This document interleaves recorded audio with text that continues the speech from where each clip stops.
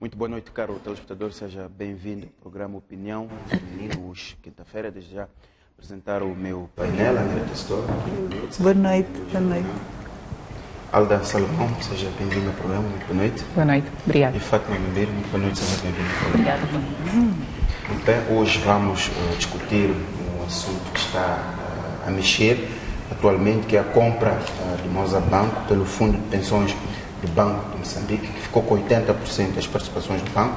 Vamos ao mesmo tempo discutir as declarações do governador do Banco de Moçambique feitas em Portugal. Vamos discutir a reunião do Comitê Central do Partido Frelimo e, no fim, a visita do Presidente da República ao Ministério da Saúde. Fátima, começo por si.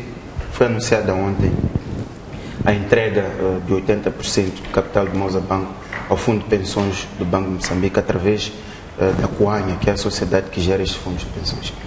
Isto está a gerar alguns comentários no sentido de que há aqui o risco de violação da ética. Um dos pontos que se levanta é que o governador do banco é também o presidente da Coanha e é simultaneamente governador do Banco de Moçambique. Ele pode reunir a Coanha, tendo 80% do capital do Moza Banco, e, enfim, com acesso à informação privilegiada que possui, poder, digamos, influenciar o processo. Esta é a tônica dos comentários que são feitos. Quero ouvir a sua opinião. Há este risco de violação da ética neste negócio que, por aquilo que está indicado, já está fechado? Muito boa noite, obrigada pelo convite mais uma vez para participar neste programa. Bom, eu acho que faltou do Banco de Moçambique uma explicação clara sobre a intenção por detrás, portanto, desta decisão de ser o próprio Banco Central a resgatar, digamos, o Moza Banco. Nós estamos a acompanhar já há algum tempo que o Moza Banco está num processo, portanto, de resgate, digamos assim, em que foram abertas oportunidades para propostas de outras entidades. Houve algumas pessoas que estiveram interessadas, mas não se sabe muito bem o que aconteceu ao longo do percurso. No caso em concreto eram 3 propostas. Exatamente. Uma acabou desistindo. Depois ficou a outra foi desqualificada e acabou avançando este fundo de pensões. Isso. Então, não sabemos por que o Banco de Moçambique, estamos a falar de fundo de pensões, me parece que aqui estamos a reeditar um pouco o modelo de uso do INSS, como aconteceu, por exemplo, no novo banco, que acabou depois fechando as portas definitivamente, em que foram usados recursos, portanto, dos trabalhadores e depois não sabemos o que aconteceu. Primeiro, é um fundo de trabalhadores. Uma das questões que não fica clara a partida é a participação, quem detém diretamente esses 80% é o Banco Central, o Banco de Moçambique, na qualidade de gestor do fundo, ou são os funcionários do Banco de Moçambique pelo fato de que o dinheiro que foi lá aplicado é seu dinheiro. Penso que não ficou muito claro. A questão que se diz é que estes 80% estão sob gestão da Coanha, que é a sociedade gestora do Fundo de Pensões do Banco de Moçambique. E o Fundo de Pensões do Banco de Moçambique é referente às pensões dos trabalhadores do Banco de Moçambique, que inclui o governador, o atual e os anteriores, inclui os trabalhadores, administradores, etc, etc. Este é um primeiro aspecto que eu acho que tem que ser esclarecido primeiro, ok? Porque é a Coanha que está a entrar usando dinheiro de trabalhadores. O que isso significa? Se alguma coisa não corre bem, por exemplo, como aconteceu com o novo banco, como é que se vai ressarcir ou repor este dinheiro que vai ser investido dos trabalhadores? Porque são pensões para o futuro. Ok? E depois, se houver necessidade de recapitalizar, porque os níveis de solvabilidade se deterioram, por exemplo, qual é o mecanismo que vai ser utilizado para resolver o problema da solvabilidade, tendo em conta que ele passa a ser acionista maioritário. Ele vai buscar dinheiro aonde? Ele tem esses recursos disponíveis para responder ao nível do que for necessário? Porque eu vejo que indiretamente aí vão recorrer um pouco ao nosso dinheiro como cidadãos. Portanto, tendo em conta que o Banco Central, no final do dia, é que está dentro, portanto, deste... Portanto, no seu entender, há o risco aqui... Há vários riscos. De violação à ética. Isso. O segundo aspecto é o fato de que qualquer investimento de um fundo de pensões tem que ser feito sob autorização daquilo que é Instituto de Supervisão de Seguros de Moçambique, penso que é isso. não sei se houve anuência desta entidade para tal. E a mesma questão que coloco em relação a este fundo de pensões, coloco em relação ao INSS, as aplicações que o INSS foi fazendo. Qual foi o parecer desta instituição em relação a esta decisão? Ou o Banco Central, por via da Cunha, tomaram esta decisão arbitrariamente? Este é o segundo aspecto. O terceiro aspecto é qual é a posição que o Banco de Moçambique vai tomar no dia em que a situação do Moçambique se deteriorar e o Banco de Moçambique tiver que agir sobre isso, tendo em conta que ele passa a ser indiretamente acionista maioritário. Então, aí é onde entram as questões de ética, porque, a de me parecer, de certa forma, nós não conhecemos muito bem o processo para se selecionar ou se criar esta empresa Cunha, que a partida é uma sociedade anônima, ok? Isso nos deve chamar a atenção por alguma razão. Quem são as pessoas que estão lá, que criam esta sociedade anônima, se são de facto os trabalhadores desta instituição ou não. Portanto, há muitas questões à volta mesmo da própria empresa, as pessoas que gerem a empresa e tal. E um último aspecto que eu acho que é bastante importante é, nós estamos a salvar um banco que tem gente que são cidadãos moçambicanos que se juntaram, criaram esta sociedade e hoje não estão a conseguir. Por que é que, para este caso do Moçambique, nós recorremos, incluindo ao fundos de trabalhadores para salvar e não fizemos o mesmo, por exemplo, em relação ao nosso banco? Me parece que há 2 pesos, 2 medidas dois pesos para uma, quer dizer, há 2 medidas para o mesmo peso. Portanto, porque que não, se não há condições, porque que não fecham o banco definitivamente e deixam as coisas continuarem a andar? Porque os maiores depositantes a prazo nos bancos moçambicanos são os fundos de pensão. Esses fundos. Ao colocarmos um fundo de pensão como acionista num banco, estamos a significar o quê? Que vão retirar uma parte do dinheiro que está distribuído pelos vários bancos e vai se colocar no Moçambique. E isso, de certa forma, pode desestabilizar a própria economia. Então, eu acho que há muitas questões aqui que se colocam. As explicações que o banco ainda tem. O Banco de Moçambique tem que dar o que é que pretende atingir com esta medida, quando é que pretende atingir e como, quais são os riscos, porque ele não fala em risco, só fala que vamos recapitalizar. Então, eu penso que ainda há muito espaço para esclarecimentos e debates sobre isso. Alda Solomão, tem as mesmas dúvidas que a Fátima levanta. O fato, por exemplo, de ter constituído a comissão de avaliação das propostas, um alto funcionário do Banco Mundial, que é o diretor do Banco Mundial para o Compliance em África. Isso não lhe conforta, tendo em conta, enfim, que o Banco Mundial é a instituição que até suspendeu o financiamento a Moçambique desde o princípio deste ano, exatamente por falta de transparência. Não lhe conforta o fato deste negócio ter sido validado por esta instituição de Bretton Woods?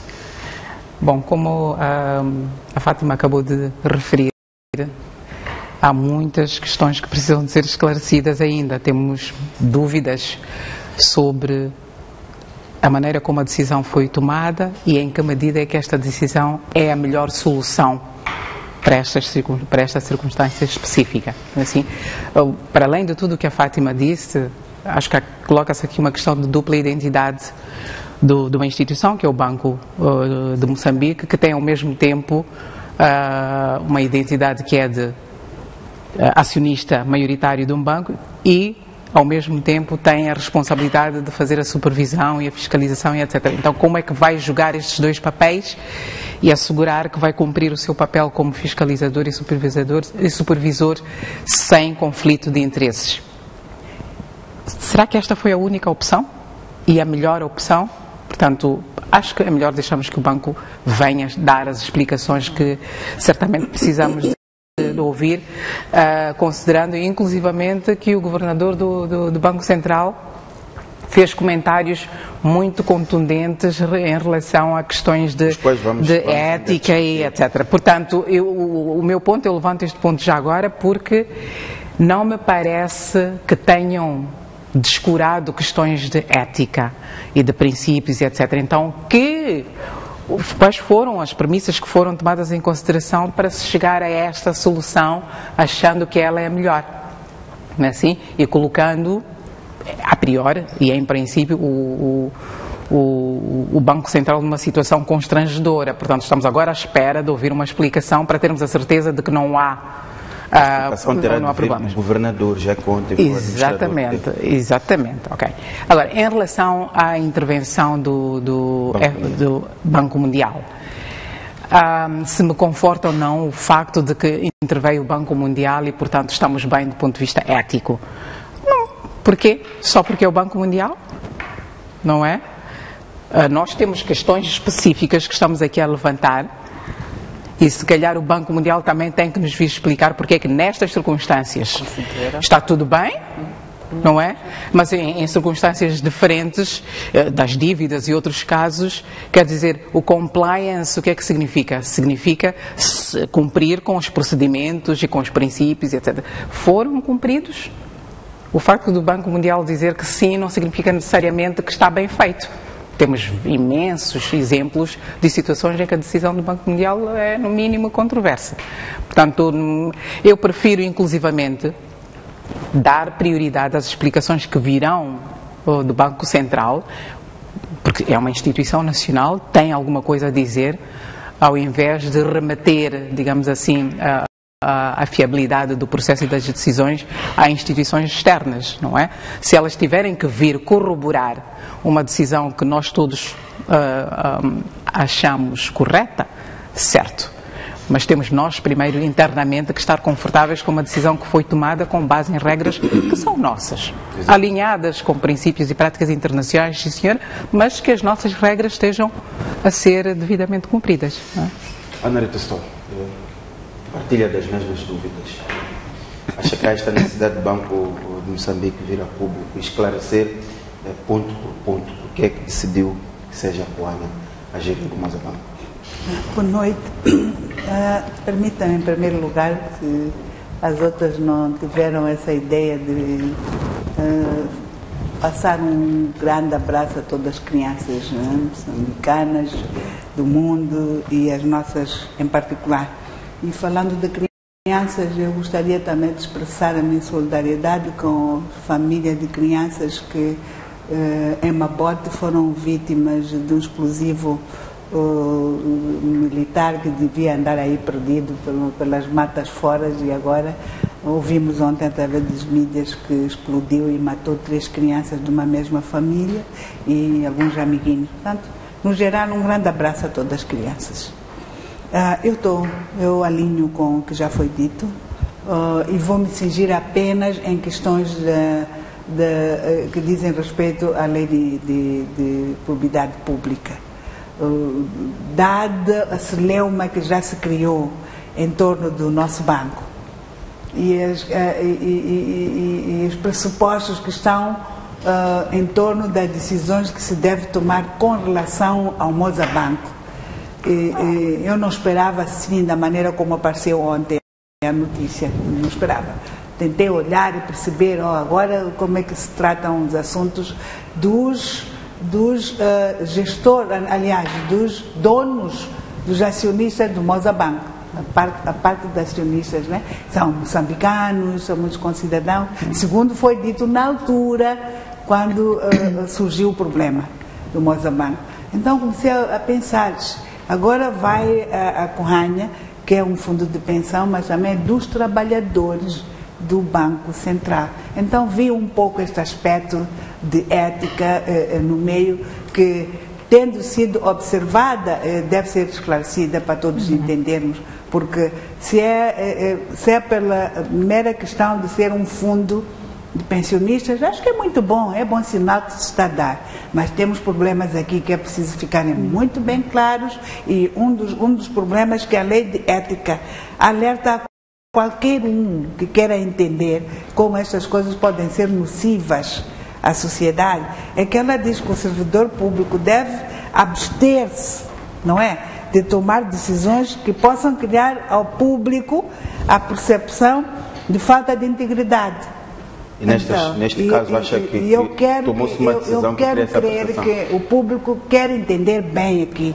Não estamos a pôr em causa a questão de integridade, tendo em conta que quem são os dirigentes ou os gestores deste fundo de pensões, e que são eles que estão a dirigir o processo de recapitalização do MOSA.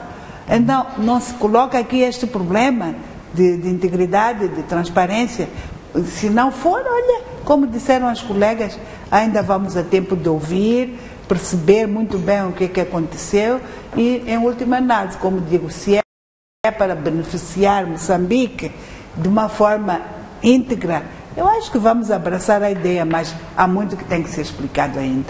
Muito bem, fica aqui esta ideia de que o Banco de Moçambique ainda tem de dar esclarecimentos. Eu vou assim alta, até porque já estava a puxar pelo assunto. Isto acontece poucos dias depois do governador do banco ter feito declarações bastante incisivas numa conferência em Portugal. Um dos pontos que o governador disse quando intervia nesta conferência é que a promiscuidade entre finanças, empresários e políticos está no cerne do sistema de funcionamento do país. A promiscuidade entre finanças, empresários e políticos está no cerne do sistema de funcionamento do país. Qual acha que é o alcance daquilo ou o que quis dizer de outra forma o governador do Banco de Moçambique? E se a ALDA se revê nesta colocação do governador do Banco de Moçambique? Olha, se eu percebi bem os comentários do governador do Banco Central, o que ele está a referir-se é o facto de termos à frente dos bancos pessoas não tecnicamente qualificadas para liderar este tipo de instituições e que estão lá apenas como instrumento de facilitação de interesses políticos e etc. Não é assim? Eu penso que é um comentário verdadeiro, não está a contar novidade nenhuma. Acontece isso na banca, acontece isso noutros setores, e quando falarmos do ponto seguinte, penso que é também uma boa deixa para o ponto seguinte que vamos discutir, quais são os critérios que nós usamos para colocar as pessoas à frente das nossas instituições. Não é? Eu não digo, e penso que não é isso que se sugere necessariamente, que as pessoas tenham que ser tecnicamente especialistas ou especializadas nos setores para os setores que lideram. Mas tem que haver capacidade, primeiro tem que haver o interesse em assegurar que a instituição funciona como tal para cumprir os objetivos da instituição. Portanto, que há regras de funcionamento e que aquele líder que lá está, a sua missão é assegurar que a instituição funciona. Que os planos da instituição funcionem e que os resultados para os quais aquela instituição foi criada são alcançados. Não é? Que ele conduz uma equipa nesse sentido. A questão que se coloca muitas vezes, nós vemos pessoas colocadas à frente de instituições e perguntamos-nos, desculpe lá, não é? Não estou a ver como é que aquela pessoa vai conseguir gerir aquela instituição, porque não é só ter o título, não é assim? Não é só ser presidente do Conselho de Administração, para ter um título bonito. É presidente do Conselho de Administração alguém que é capaz de gerir o Conselho de Administração nas suas diferentes componentes ou pelouros para chegar aos objetivos que a instituição quer. Nós vemos muitos setores em que nós temos muitas dúvidas de que as pessoas que lá estão lá por mérito técnico e não por outros interesses. Portanto, são os tais que o governador do banco diz que não são presidentes do Conselho de Administração. São lobistas. Mas estão lobistas a favor de quem? A favor de que interesse? Não é? Para perseguir que interesse? Que sejam lobistas. Se são bons nisso, ótimo. Mas é para perseguir que interesse? Interesse de quem? É o interesse público? É o interesse dessa instituição? Ou é, como também disse o governador do banco, para assegurar que as decisões tomadas em benefício da instituição ou do setor são desviadas porque se vai a outro circuito de tomada de decisões, não é? Estes asseguram que controlam o circuito de tomada de decisões para que só prevaleçam aquelas decisões que favorecem os interesses das pessoas que têm poder político e económico na área ou no setor. Portanto, é uma chamada de atenção muito importante e que extravasa o setor bancário. Nós precisamos de pensar neste assunto também em relação a outros setores onde temos lobistas a dirigir. O assunto é, este lobismo a quem é que serve? A quem é que serve? Fátima Mimbeiro, qual é a sua opinião? E há uma outra citação que faço do governador, em que ele diz que não é o dinheiro, mas a mentalidade. Explica que para operar numa determinada área em Moçambique, o ambiente empresarial não favorece o negócio, nem o crescimento, a não ser que o empresário esteja ligado à realidade política do momento. Isso. Bom, eu ia mesmo começar por aí, porque essa citação que faz, ela é muito rica em termos de mensagem, ela nos diz muito sobre o contexto em que nós vivemos. O que nos está a dizer aí é que fazer negócio em Moçambique não é viável a menos que tu tenhas fortes ligações políticas. Ok? Significando então que os empresários de sucesso que nós temos, retirando umas honrosas e raríssimas exceções, hão de ser pessoas que chegaram onde chegaram porque têm como parceiro uma pessoa muito influente dentro da elite política que toma decisões neste país. E quando falamos de elite política em Moçambique, estamos a falar da Frelimo, diga-se.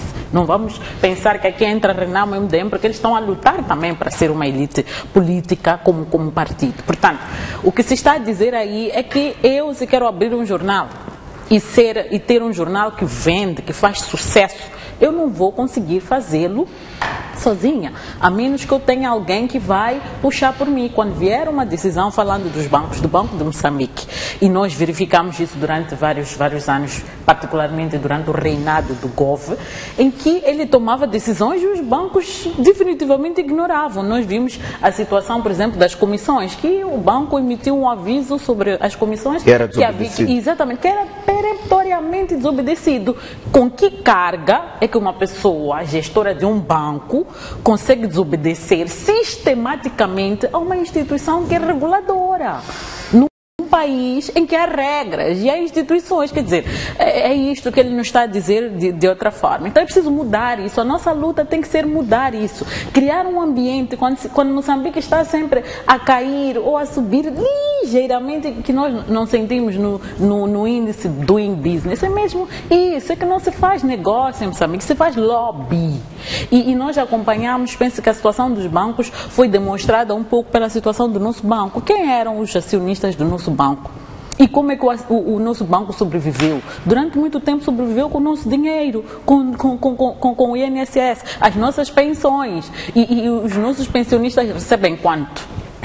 Então, é um pouco isso que está a dizer. Há um grupo de pessoas que sentem e diz que tem influência, que controla todo este país e diz: vamos abrir um banco e nós sabemos onde vamos buscar dinheiro. De capital não tem absolutamente nenhum. Vamos buscar lá onde é fácil. Por isso colocamos as pessoas do nosso interesse nas instituições para fazer a gestão. Então, a pessoa que está lá colocada, ela acredita que ela não está lá para servir aos interesses do Estado, do qual ele e o indivíduo que lhe colocou lá são parte, mas para servir os interesses dessa pessoa. É esta a mensagem que ele nos está a traduzir. Agora, como mudar isto? Precisamos de instituições, mas as instituições são pessoas. E as pessoas que compõem esse país somos nós. A Fátima, a Alda, a Ana Rita, o Mucico, o João que está a assistir, a Maria que está a assistir, todos nós aqui compomos, é que vamos fazer essas instituições. Se nós não tivermos esta consciência de que precisamos de defender o nosso país, de garantir que as coisas são normais no nosso país, que os processos são processos, ok? Que normais, sem influências, aí sim conseguiremos mudar estas coisas. Mas o discurso que ele toma aí e a decisão que ele tomou de colocar a Guanha, portanto, contradiz, incluindo a decisão de... A não ser Fátima que venha dar uma explicação convincente, digamos assim. Que convença, mas tem que convencer mesmo, porque a primeira pergunta que se faz é o quê? Qual é a importância ou a necessidade de salvar o Moza Banco? Por que estamos tão preocupados em salvar o Mozabanco? Salvar o Mozabanco é tão importante que garantir que as pensões dos trabalhadores, alguns dos quais ainda se calhar nem estão a usufruir, porque podem ter deixado o Banco de Moçambique há alguns anos e o valor continua lá, e estão nesse processo de reaver esses valores. O que isso significa? Por que é tão importante? A minha questão neste momento que me inquieta é por que é tão importante salvar o Mozabanco e não foi, por exemplo, importante salvar o nosso banco? Por exemplo. Então, esta é uma questão. E, igualmente, esta medida contradiz um pouco com a medida que as medidas que o próprio Banco Central começou a tomar no ano passado, porque deu a ideia de que o que se estava a construir era termos empresários do setor bancário que realmente têm capacidade.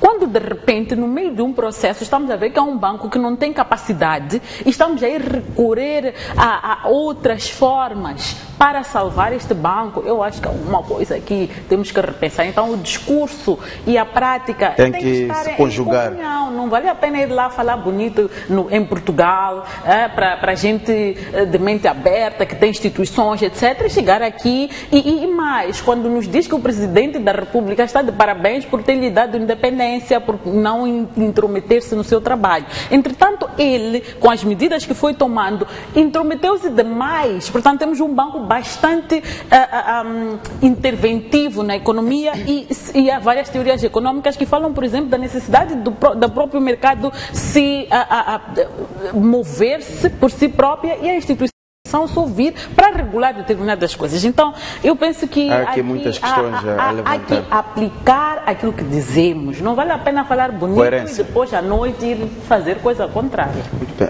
Ana Rita, concorda tal como a Fátima e a Alda Salomão relativamente a esta colocação do governador do banco, que a promiscuidade entre finanças, empresários e políticos está no cerne do sistema de funcionamento do país? Bem, em primeiro lugar, a personalidade do governador do banco que Moçambique tem neste momento habituou-nos a estas coisas bombásticas, não é? Daí que o público está sempre à espera de mais uma intervenção, mais uma informação sobre os processos no que diz respeito à política monetária e à atividade do Banco Central como reguladora. Estamos habituados. Então, quando começamos a ouvir os trechos do que o governador do banco teria dito numa tal reunião, acho que é um think tank. Não me pareceu uma reunião oficial de bancos ou qualquer coisa. E pegou-se naquilo que são as ideias dele com relação a aspectos que dizem respeito a políticas monetárias e ao desenvolvimento, estabilidade macroeconômica de países do terceiro mundo, se calhar, ou então comparando com o primeiro mundo, não sei. Porque eu quero saber muito bem qual é o contexto, em que contexto, em que circunstâncias estas afirmações cabem. Por quê? Eu vou me considerar também abrangida porque eu sou política, essencialmente política, e se calhar entro nessa categoria de lobista, há muitos aspectos de promiscuidade aqui e acolá, porque quando se tenta levantar e dar o exemplo de quem são os CEOs não executivos de alguns bancos, eu não estou a ver nenhum, meninas, que não foi ministro das Finanças, outro até foi primeiro-ministro desta República. Enfim, ainda não estou a entender bem. Eu não gosto de dizer coisas que não me sinto confortável. Comecei a pensar, mas esse tipo de personalidade são os tais lobistas, são políticos que promovem a promiscuidade político-financeira, não sei. Luísa Diogo foi uma das pessoas que eu pensei logo, para mim, é economista por excelência, não vejo aqui problemas de incompetências, não incompetências, enfim. Eu não sei em que contexto o governador do banco disse, para que auditório falou, se olhou para a realidade interna moçambicana, porque nós estamos aqui desde mais de 40 anos a nos cozinharmos com a fazer omelete sem ovos e a trazer o país onde está, e hoje ele tem a sorte de ter sido chamado para vir liderar o processo de desenvolvimento macroeconômico de Moçambique. Eu acho que é um dos problemas. O outro, está aqui dito, há coisas que temos que ficar claras e começamos a dizer, a avaliarmos o discurso e a ação. E aí poderíamos ficar mais confortável, porque ele tem vindo a fazer coisa boa, não restam dúvida. Mas agora ficamos um bocadinho sem entender bem o que se pretende, qual é o alcance. E normalmente é bom dar voto de confiança e dizer, queremos ver, se estamos aqui para ver, havemos de vir para os próximos comentários e diremos que naturalmente há qualquer coisa que se calhar não está bem dito, ou a pessoa que está a dizer tem que ser um pouco mais coerente. Portanto, a Ana Rita acha que tudo isto que o governador disse ainda precisa de um contexto. Não sente que o que o governador disse é claro, é objetivo. Por exemplo, quando ele diz que todo banco tem um presidente que é um político sênior e que o objetivo é garantir que nada se passe sem o controle deles. Mas é esse aspecto que eu estou a chamar a atenção no caso vertente. Esses políticos já foram o quê? Ministro das Finanças da República. E tem raízes nas instituições por onde passaram. Já foram. Portanto, é por isso que eu estava a dizer, depende do contexto. De quem está-se a falar no abstrato ou na situação concreta de Moçambique. Se for na situação concreta de Moçambique, é preciso explicar um pouco mais o que é que isso quer dizer, como é que isso se revela, que é para ficarmos todos claros, porque hoje todo mundo procura role models, né? Para poder se inspirar. Por bem, eu ouvi aqui, acho que é Aldo, a Fátima, falar de tendência do Banco Mundial, para umas coisas e para outras, né? Então, alguns podemos dizer que o Banco Mundial não é bom para umas coisas, mas tem que ser coerente para tudo. E o governador do banco, neste sentido, para mim, eu tenho que entender melhor o contexto, porque para quem viveu nesta república e passou por tantas adversidades, pode caracterizar este problema de outra maneira. Posso fazer uma ponte só ao que a Ana Rita está a dizer? Mas sobre essa questão do contexto. Exato. É mesmo sobre o contexto. A lei de probidade pública, ela veio resolver um pouco este problema do contexto que a Ana Rita se refere. Nós estamos a falar de pessoas que saíram do Banco de Moçambique, portanto conhecem o sistema financeiro, têm informação privilegiada, como se diz, e vão criar bancos. Ou vão se juntar, ou vão se juntar portanto, juntam-se a outras pessoas ou juntam-se a bancos, usando a influência, o conhecimento, a informação que eles têm primeiro e depois a influência que ele tem. Porque imagine só na altura, por exemplo, do Gove.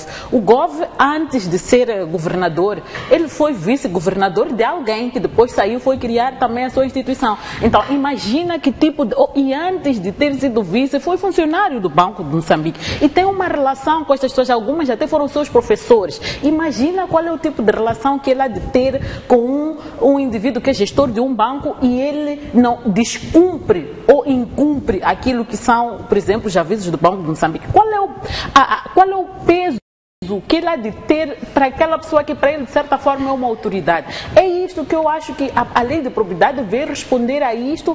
Em parte, infelizmente, não apanha muitas destas pessoas. Apanha o Gove, infelizmente, mas não apanha os outros. Então, é um pouco este o contexto que ele nos está a dizer, que estas pessoas são de facto lobistas. Se formos a ver, a situação do Mozabanco não passa de lobby. As pessoas estão a tentar salvar o Mozabanco e muitas dessas pessoas que estão lá no Mozabanco são pessoas que já passaram, inclusive, do próprio Banco de Moçambique, que têm amigos de certeza absoluta dentro da administração, do Conselho de Administração do banco, dentro do próprio banco. Então são lobistas de facto. O contexto está aí. É que é esta situação que nós vivemos. Agora, de onde é que ele surge para dizer isso? Qual é o tema que ele estava a debruçar-se? Se calhar ele foi convidado para falar sobre o sistema financeiro moçambicano e ele foi descrever e trouxe de facto uma realidade que nos é familiar.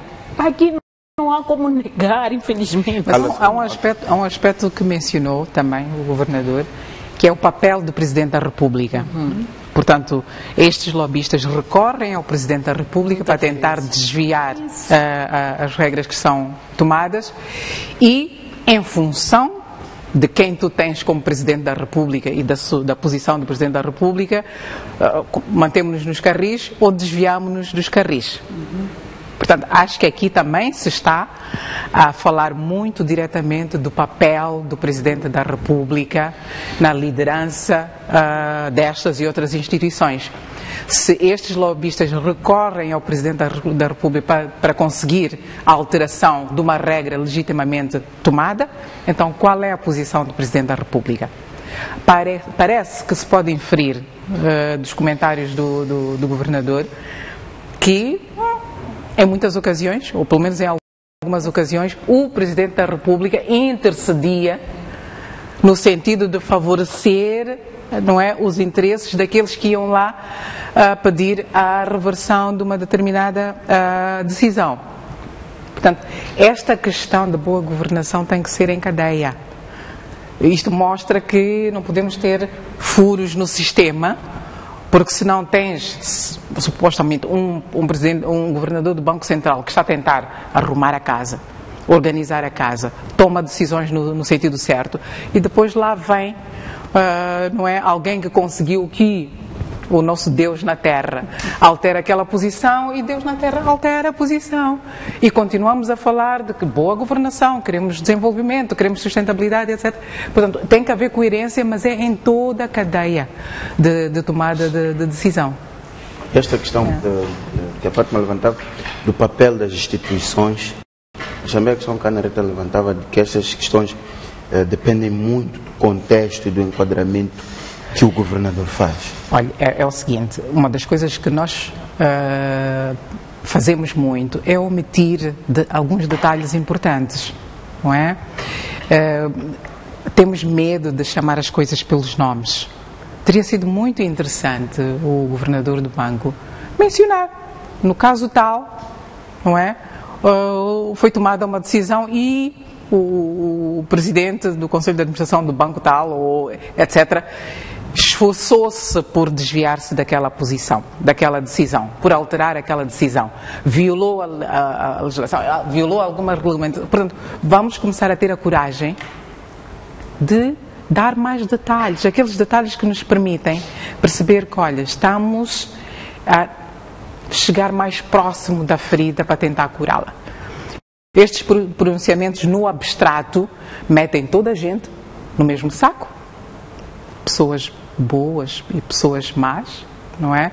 E cria esta confusão, esta dúvida, e por isso esta preocupação. Vamos contextualizar, porque nós estamos a perceber a quem é que se refere, porque dá até a impressão de que não temos casos desses em Moçambique. Portanto, será que não temos? Mas se temos, vamos lá dizer objetivamente, nós tivemos esta situação e nesta situação foi tomada esta decisão que foi revertida por intercedência do Presidente da República, junto do Governador do Banco Central.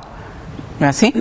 Portanto, e que as coisas agora estão a mudar, não é? Porque o Presidente da República está a fazer a diferença, percebe? O Presidente da República está a fazer a diferença. É isso que eu percebo do Governador. Não é? Então, tem implicações muito sérias este pronunciamento do Governador. Mas se o Presidente da República faz a diferença, então que seja, mas que seja de uma forma coerente e em todos os setores. Ana Rita, a questão que a Fátima levantava, de qual pode ser o papel das instituições, no sentido de garantir um funcionamento normal da economia e dos outros processos de funcionamento do país?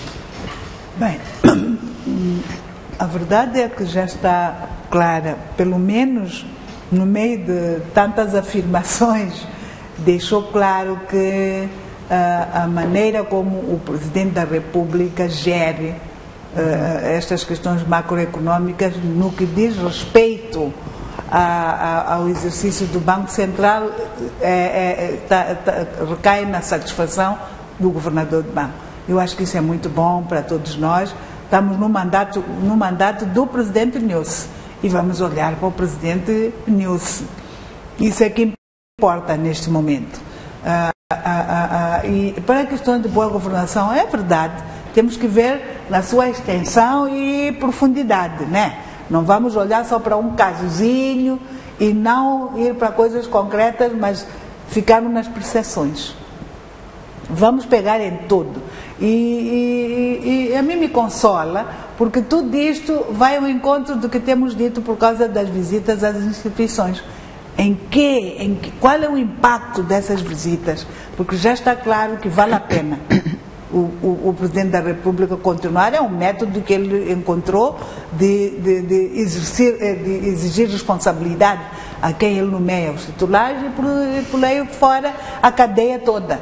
Então, o papel das instituições na boa governação é facilitar a administração pública, ela correr de forma natural como é tida universalmente, sabendo que um país de Estado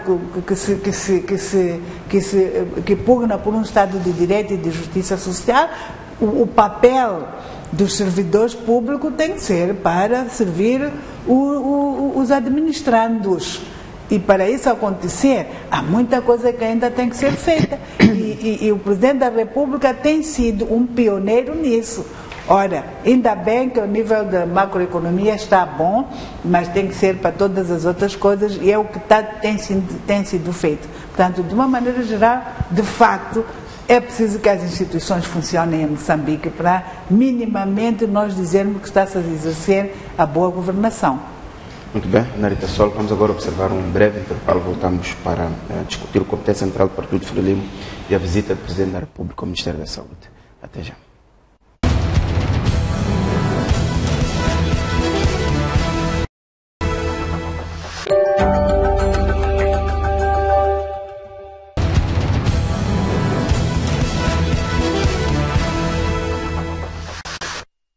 Muito bem, voltamos para a segunda parte do Opinião Feminina, esta feita para discutir o Comitê Central do Partido Frelimo realizado na semana passada e a visita do Presidente da República ao Ministério da Saúde. Fátima e o restante painel ficamos com pouco tempo, vamos tentar ser sucintos nas ideias.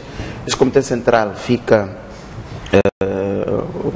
registrado o discurso que fez o secretário-geral da Associação dos Combatentes de Luta de Libertação Nacional, Fernando Faustino, na abertura do Comitê Central, aliás, quando disse que os mais espertos já assaltaram as fileiras do partido, liderando e ocupando posições de destaque. Falou também de compra de votos. Foram afirmações que, de alguma forma, gelaram ou perturbaram esta reunião do Comitê Central. Esta é uma declaração que se segue aquilo que já tinha dito o Alberto Vaquina, que foi primeiro-ministro. Graça Machel também já tinha levantado este ponto, entre outros quadros bastante influentes do partido. Vou fazer a pergunta que fiz em relação ao governador do Banco Central. Qual é o alcance? Já que, como diz a Alda, as pessoas têm que ser mais objetivas, mas no caso específico não são. Mas podemos tentar discutir aqui qual é o alcance quando se diz que o partido foi assaltado e há compra de votos. Bom, eu posso entender como ele estando a querer dizer que, de certa forma, as pessoas que se têm estado a juntar ao Partido Frelimo não são efetivamente aquelas pessoas que de facto comungam com os ideais do partido, mas porque são aquelas pessoas que veem no partido um caminho ou um mecanismo para alcançarem os seus objetivos, que são os objetivos do, digamos, progresso econômico, de acesso às oportunidades várias que este país tem. E como já vínhamos dizendo no programa anterior, neste país, para você se ingrar, tem que, de facto, estar ligado ao partido no poder. Isso está claro, claríssimo. E penso que não há ninguém que não sabe isso. E mesmo dentro da própria administração da justiça, você não vai virar diretor nacional se não tiver o cartão. Então, é tudo isso que eu penso que, de alguma forma, nos está a querer dizer agora. Estas pessoas são mais espertas porque vendem coisas bonitas, vendem o sol quando está um dia nublado, por exemplo. Então são espertos, conseguem agradar as pessoas, tendo em conta, conhecendo e lendo muito bem a orientação dos líderes, portanto, compram simpatia por essa via. Mas também penso que no congresso eletivo no sentido de seleção do candidato para as presidenciais, houve também rumores de que houve compra de votos dentro do Partido Frelimo, que houve pessoas que foram sendo aliciadas com dinheiros e promessas várias para poderem votar num sentido. Me parece que este assunto está a ser trazido porque as pessoas estão de facto preocupadas com esta questão. Agora, dizer no abstrato, neste caso concreto, e tratando-se de uma reunião interna do partido, e diga-se a portas fechadas, que até desta vez foi muito interessante, que soubemos muito pouco sobre aquilo que que se discutiu, contrariamente aos anos anteriores, em que ficamos a saber de várias formas o que é que se discutiu. Desta vez não foi possível captar, digamos, inside information, portanto, interna de dentro do partido, e sabermos, para compreendermos um pouco a dinâmica, incluindo este tipo de pronunciamentos. Portanto, se é uma reunião interna dentro do partido e é fechada, a portas fechadas como foi, penso que falar vagamente não faz sentido. Faria muito sentido dizer fulano, Beltrano, no ano X e Y tivemos esta situação, e isso poderia já preparar o partido para evitar, se for evitável, situações futuras. Porque penso que o próximo Congresso vai ser bastante determinante para indicar quem é que vai concorrer para os próximos pleitos eleitorais. Temos as municipais no próximo ano e temos as gerais depois do próximo ano, que incluem as assembleias provinciais, incluem a Assembleia da República. É todo um processo que começa a agitar as pessoas e a criar nervos. E quer me parecer que ele também está a chamar a atenção, de certa forma, para o fato de que pode estar já a ver isto, tendo em conta todos estes processos, porque na Frelimo, daquilo que a gente sabe e porque acompanhou, os processos são um processo. Portanto, é neste momento que parece não estar a acontecer nada, há processos que estão a ocorrer, e provavelmente é aí onde ele deve ter detectado que haja situações de corrupção. Isso, de certa forma, é corrupção, né? Alda Salomão, os políticos não são objetivos, não dizem nomes, não apontam diretamente. Mas, enfim, está aqui a frase: os mais espertos já saltaram as fileiras do partido, liderando e ocupando posições de destaque. Como se até, por aquilo que se ouviu e viu, como se aqueles que são os membros, digamos, de gema, digamos assim, estivessem a perder terreno face aos tais espertos. Qual é a avaliação que faz dessa? Olha, esta coisa de espertos, a primeira coisa que me ocorreu foi por onde é que entraram e passaram estes espertos, e o que é que faziam todos os outros para que tivessem conseguido chegar aonde chegaram e fazer o que fizeram, ao ponto de deixarem a Frelimo no estado caótico em que está hoje. E eu queria começar por dizer isto: a Frelimo não é um partido qualquer. A Frelimo é um monumento nacional, a Frelimo é um símbolo nacional. Portanto, o prestígio e a reputação da Frelimo são de interesse nacional, não são de interesse dos membros da Frelimo.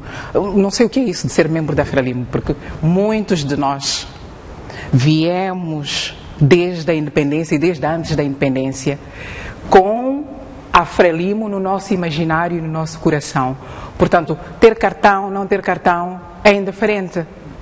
Para muitos de nós é indiferente. Por quê? Porque nós concebemos a Frelimo e pensamos na Frelimo como a instituição que representou muitos de nós, moçambicanos, no processo de construção deste país, de edificação deste Estado e de promoção e liderança do processo de desenvolvimento nacional. Ok. Tendo dito isto, agora a questão importante é: o que é que nós temos hoje que se chama Frelimo? Não é? O que é que nós temos hoje que se chama Frelimo? Em termos de ideais, em termos de valores, em termos de princípios, em termos de visão do país, em termos de liderança e gestão do Estado. Porque a Frelimo conseguiu liderar o Estado estes anos todos. Mas nós temos estado a falar muitas vezes sobre a gestão do Estado e a maneira caótica como nós temos o Estado. E é muito difícil dissociar a Frelimo do Estado, percebe? Portanto, é vital que a Frelimo se reorganize rapidamente se quiser continuar a ser vista e considerada como uma referência nacional neste país. Assim, purificar fileiras. Tu purificas fileiras porque tens uns espertos que estão lá a prejudicar uma grande maioria de militantes, de simpatizantes, de cidadãos que não estão filiados em partido nenhum, mas que olham para a Frelimo como uma opção. E permites que uns espertinhos tenham poder, tenham influência e consigam destruir um partido. Hoje a Frelimo, se quisermos chamar as coisas pelos nomes, hoje a Frelimo precisa de rapidamente dizer-nos como é que vai fazer a purificação de fileiras. Não é só dizer que é preciso purificar fileiras, de novo, como vocês dizem. Já muitas pessoas disseram que era preciso purificar, que há gente infiltrada, que há pessoas que não estão a prestar serviço dentro da Frelimo que deviam prestar, mas que estão em lugares estratégicos e que estão a conseguir influenciar os destinos do partido e do país. É preciso que se diga que a Frelimo neste momento influencia de uma maneira profunda os destinos do país, não é só do partido. Portanto, qualquer cidadão deste país tem interesse em perceber qual é o rumo que a Frelimo vai seguir, porque isso vai influenciar a vida de cada um de nós, não é assim? Então, nós queremos saber de forma objetiva quem são esses espertos e como é que chegaram lá e o que é que se vai fazer em relação a eles, não é? Queremos purificar fileiras, onde é que está a sujidade? Qual é o método químico ou outro método que vai ser usado para purificar? Metemos água limpa num tanque com água suja e ficamos convencidos que vamos conseguir ter como resultado água limpa, ou temos que de alguma maneira drenar a sujidade para que a água limpa não é, prevaleça. Purificar é também renovar, não é? Rejuvenescer, assim, a juventude. E não é só juventude em termos etários. Há muitos jovens que nós temos na Frelimo e que nos envergonham profundamente, porque não estão a honrar os ideais e o esforço e o sacrifício que a geração de 25 de setembro sofreu. Portanto, não é só juventude etariamente, é juventude também na maneira como se olha o país e se contribui para o desenvolvimento do país. A Frelimo é de todos nós. Não queremos ouvir falar de membros da Frelimo, é porque é porta fechada. Está a porta fechada porque está a porta fechada porque? Muito bem. Ana Rita, enfim, quais são os seus comentários? E a Ana Rita está aqui. A Ana Rita, portanto, queremos saber o que é que foi discutido lá. Que é para, aliás, desculpa, Ana Rita, eu li também que o Presidente da República apela a todos os cidadãos, o Presidente do Partido também apela a todos os cidadãos para participarem neste processo de purificação da Frelimo. Portanto, já não é assunto só de quem tem o cartão. Aquelas portas têm que ser abertas. Ana Rita. É por ser um partido do povo que todo o povo está preocupado e quer interpretar o que é que aconteceu, mas felizmente o que caracteriza sempre quando a Frelimo se reúne no seu órgão máximo, no intervalo dos congressos, como Comitê Central, há um momento de saudações. Então, as organizações sociais da Frelimo, que o público também as conhece, que é a OJM, a OMM e a ACLIN, a Associação. E, curiosamente, os mídias estão mais preocupados com a intervenção do secretário-geral dos combatentes. Melhor ainda é que é secretário-geral da Associação dos Combatentes da Luta de Libertação Nacional. Portanto, aquilo tudo que está sendo dito e que foi proferido nessa mensagem caracteriza efetivamente esta massa associativa. Em termos de objetivo, o que é que eles defendem? Princípios de integridade, de defesa da soberania, essas questões que no entender da ALDA, é que criam o edifício nacional, que é esta instituição de que todo o povo se apodera. E eu concordo com isso. Agora, o problema é que esta é uma organização estruturada que tem normas de funcionamento, tem regimentos, em outras palavras. Então, toda a ação que é feita pela Frelimo é baseada no seu estatuto. E o seu estatuto delineia ali os órgãos. E há um momento que diz que pode haver uma sessão de portas fechadas para analisar a vida interna do partido. E assim foi deliberado no ano passado, que há uma necessidade desta reunião. Podia ser um retiro, podia ser o que quiserem. O órgão achou que devia ser essa sessão extraordinária. E foi mesmo a porta fechada. Por um lado. Por outro lado, dizer que tudo isso que está a dizer, ou que se pensa publicamente, por que não fazem essa purificação? Porque tem sido feito, tem sido expulsos membros do partido, de acordo com o que vem emanado nos estatutos, e se calhar dizer publicamente que há uma comissão de disciplina, portanto, que se chama Comitê de Verificação. E tem a todos os níveis, Comitê Central, Comitê Provincial, até Comitê de Zona. E é lá os assuntos ligados ao comportamento de um membro são analisados no respectivo órgão. Não sai da base para vir do distrito, por exemplo, de Mabuquane, né? Aqui no Maputo, temos um comitê lá, os assuntos dos membros em termos de disciplina são analisados lá. Nunca podem vir ao Comitê Central serem analisados, que são os pares que resolvem. Então, nesse sentido, existe como instituição. Agora, também seria impossível uma massa associativa de mais de 4 milhões não haver problemas, não é, de discussão de ideias diferentes. O que é mau é discutir pessoas, mas nós ali discutimos ideias e há membros que têm maturidade com base em fatos que colocam a discussão de concordar ou não concordar com uma maneira de ser e estar, que acham que devia ser essa e que no seu entender não está sendo desta maneira. Ora, há um princípio básico de todo e qualquer membro da Frelimo, é o direito de eleger e ser eleito. Então, no exercício deste direito, aparentemente usa-se muitas artimanhas para se conseguir fazer eleito.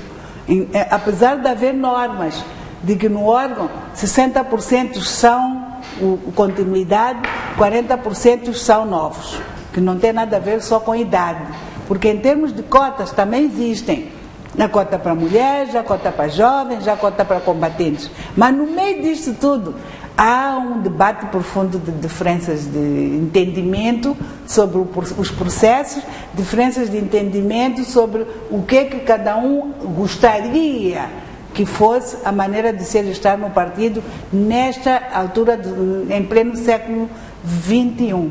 Está a acontecer. Portanto, a mim me alegra, porque de facto é um partido do povo. Não fosse partido do povo, ninguém estaria interessado com estas declarações do secretário-geral dos combatentes. Muito bem, ficamos mesmo com 1 minuto para cada uma. A visita do Presidente ao Ministério da Saúde, em particular ao Hospital Central, onde o Presidente notou aspectos ligados à falta de limpeza e especialmente a ideia de que se está a construir infraestrutura física, mas a componente de atendimento ao doente, que é esse o principal papel do hospital, ele não notou isso. O fato, como é que vê esta visita do Presidente? Foi menos intensa que a outros ministérios, como transporte e obras públicas, por exemplo? Bom, eu acho que a visita é oportuna e ele visitou lugares que eu acho que são importantes, que permitem ter alguma radiografia um pouco do setor. Estamos a falar do Hospital Central, que é a maior unidade sanitária deste país, e o Hospital de Mavalane, que é considerado um hospital de referência ao nível nacional. E o setor de saúde é um setor chave e que, de certa forma, é um cancro também. Porque se nós formos a olhar o nível de resposta para os pacientes, o nível, a qualidade, a satisfação das pessoas deixa muito a desejar. E é verdade que o país nos últimos anos registrou um avanço muito grande em termos de construção infraestrutural e temos estado a acompanhar que o próprio Hospital Central tem estado a melhorar as suas infraestruturas e a apetrechar-se também em termos de equipamento, o que é muito bom, mas há uma componente de facto que está a ser negligenciada, que é a componente humana. É preciso, eu penso regularmente, dotar aqueles quadros, portanto, de alguma discussão ou algum acompanhamento que lhes permita perceber e se manterem no cometimento de salvar vidas. Porque ser médico, ser enfermeiro não tem utilidade quando a pessoa morre.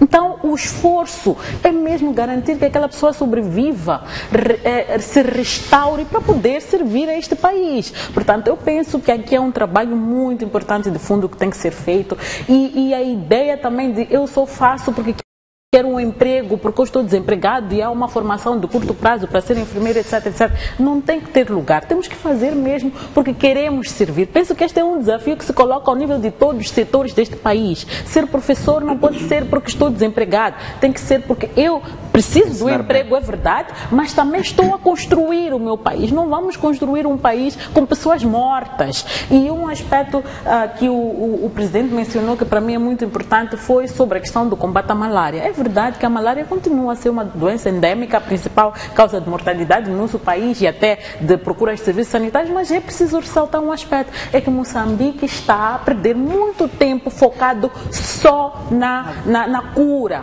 e descura a componente de prevenção e só olha para a pulverização intradomiciliária, mas é preciso é preciso ter um sistema integrado, fazer a pulverização intradomiciliária, mas também extradomiciliária, melhorar o ambiente em que as pessoas vivem, etc, etc. Há um trabalho muito importante que tem que ser feito ao nível da saúde e eu acho que o presidente, excepcionalmente no setor da saúde e da educação, o Presidente da República tem que voltar regularmente, porque são de facto os setores que são de facto aqueles que nos mantêm. O que é que vai ser da produtividade de um país em que as pessoas estão a morrer de malária toda hora, em que estamos a dizer que 2 milhões de pessoas foram ao hospital porque padeciam de malária num ano? Eu acho que isto é um aspecto, de facto, que deve preocupar o Presidente e manter o Presidente em diálogo regular com o pessoal de saúde. Alda Salomão, como é que vê esta visita, Presidente? Aliás, que são levantadas questões de domínio público, digamos assim. Bom, é complicado. Eu acho que o setor da saúde é um dos setores mais sensíveis, não é? E o relacionamento humano no contexto do atendimento hospitalar, acho que é vital. Você deve saber que a maneira como um médico me recebe, como um enfermeiro me recebe e me trata, etc., contribui significativamente para a minha sensação de conforto e de bem-estar no estabelecimento hospitalar. E são inúmeras as queixas que nós ouvimos de pacientes relativamente à maneira grosseira de desconsideração, etc., que recebem dos enfermeiros, dos serventes, dos médicos, etc.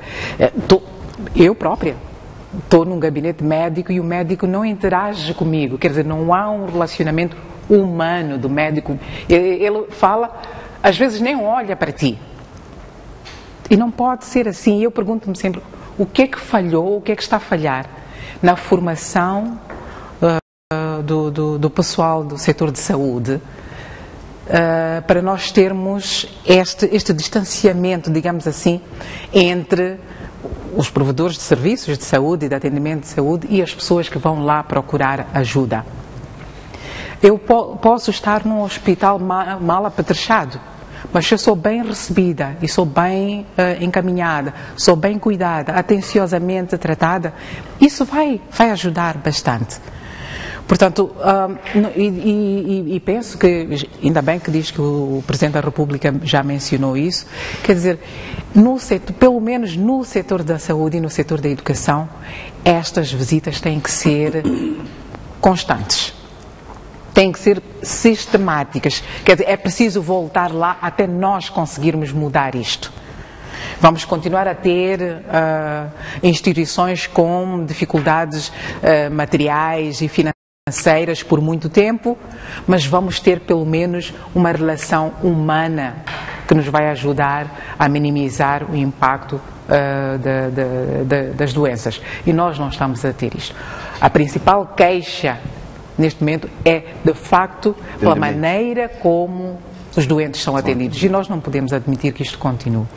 Muito bem. Ana Rita, como é que vê esta visita do Ministério da Saúde? 3 aspectos fundamentais aí que complementam o que as colegas já disseram. Acho que o Presidente da República trouxe ao de cima os aspectos de humanização dos cuidados de saúde, que é uma componente que deve ser bem cuidada para que tenhamos uma certa confiança quando estamos lá à procura de assistência médica. Também foi bom o chefe de Estado enaltecer um empenho de todo ele pessoal, de uma forma transversal, desde o enfermeiro, o servente, outros técnicos, não é? Das componentes da radiografia e tantas outras coisas, e os próprios médicos. Portanto, como de uma maneira de dizer, a mostrar que o médico só não pode dar assistência cabal aos utentes. E ficou claro ali. Portanto, eu acho que foi bom porque aquilo mobiliza, no meio de tantas adversidades, tantas dificuldades que já foram aí descritas, aquele pessoal ainda consegue prestar alguma assistência. Finalmente foi bom esta visita ao Hospital Central de Maputo. Eu acho que é o coração de Moçambique, é o coração de todos nós e precisa de uma assistência acrescida, não dizer que os outros setores não, mas o Hospital Central de Maputo precisa. Ele falou com uma certa apreensão sobre o estado obsoleto de muita coisa que se vê quando alguém entra lá por dentro nas instalações do Hospital Central. Isso chamou a atenção e eu acho que foi bom. E isso mostra que é preciso fundos acrescidos para que isso venha a acontecer, porque de facto sabemos em muitos casos porquê. Mas também mostrou a preocupação com a componente pediátrica. Eu acho que mostrou ali uma passagem em que fica claro que a criança moçambicana nasce já com risco, com grandes riscos, e morre mesmo nos primeiros momentos em que ela nasce, por vários problemas. Portanto, esta sensibilidade do chefe de Estado levou-nos a que o público sinta que o papel fundamental do nosso hospital está mais focalizado para questões humanas. Eu acho que vale a pena repetir, não parar por aqui. As áreas sociais todas carecem desta intervenção direta. E é preciso que se diga que é preciso, temos que conseguir pagar melhor os salários. Temos que conseguir pagar melhores salários ao pessoal da saúde e ao pessoal da educação. Quer dizer, não podemos continuar assim. Nas áreas sociais. Temos que priorizar o setor da educação e o setor da saúde. Vamos deixar tudo o resto. Não podemos resolver os problemas de todos os setores. Portanto, vamos priorizar e vamos, de facto, melhorar. Estimular. A condição de vida. Tem que ser. Mas também temos que ser criteriosos na seleção dessas pessoas. Não é porque todos se formaram na faculdade de medicina. Aumentar a qualidade. São todos eles médicos. A qualidade, é com esse apelo que vamos ter mesmo que fechar o nosso programa. Agradecer a vossa presença, Ana Rita Stoll, Alda Salomão e Fátima Membiri, e a Sicar Tospador que nos acompanhou. Até a próxima quinta-feira.